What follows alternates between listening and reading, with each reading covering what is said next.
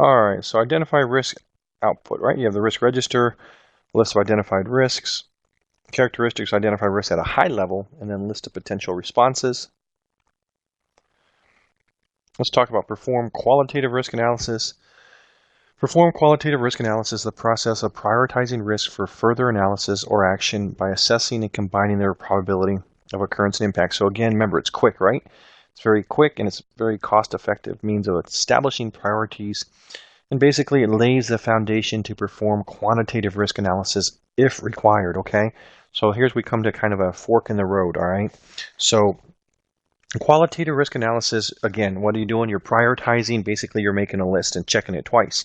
But you do it first. First, you perform qualitative risk analysis, and then you perform quantitative risk analysis, which again is like you can think of as number crunching, right? It's more time consuming. Quantitative risk analysis may not always be needed, okay? Perform qualitative risk analysis always comes first. Does that make sense to everybody? So qualitative, making a list, comes first. Quick, cost efficient. And then you have quantitative, which is more time consuming and is not always needed. All right, some of the inputs to perform qualitative risk analysis are the risk management plan. You have the scope baseline, the risk register, and then the two familiars, the EEFs and the OPAs. Tools and techniques, risk probability and impact assessment, probability and impact matrix, risk data quality assessment, risk categorization, urgency assessment, and then expert judgment. Update would be project document updates.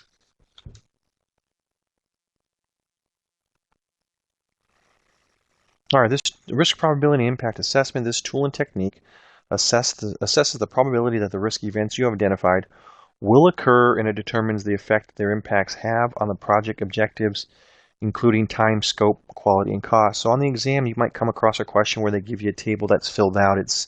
It'll give you maybe, the particular risk, potential risk, right? It'll give you the impact. It'll also give you the monetary value of it, and then you have to calculate the EMV. So definitely you want to remember the formula. Again, it's very simple, but you definitely want to remember it.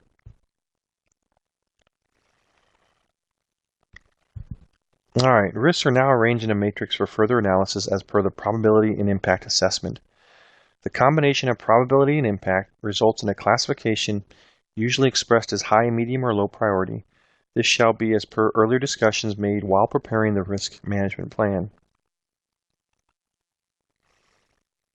Organizations normally have defined parameters for risk probability and impact rating and thresholds. However, teams normally tailor it for specific project during creation of the risk management plan. Organizations can give emphasis for any specific parameter such as, cost, time, scope, and definition of score. All right, so this is again in the PMBOK on page 331. It's a probability impact matrix, so they list their threats and their opportunities here. Here's the probability of each occurrence, and then they rate them, right?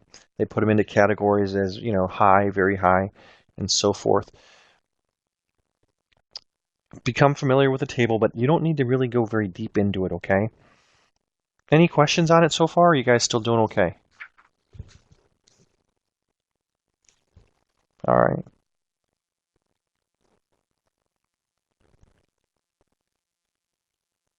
Let's see what Mark's got coming in.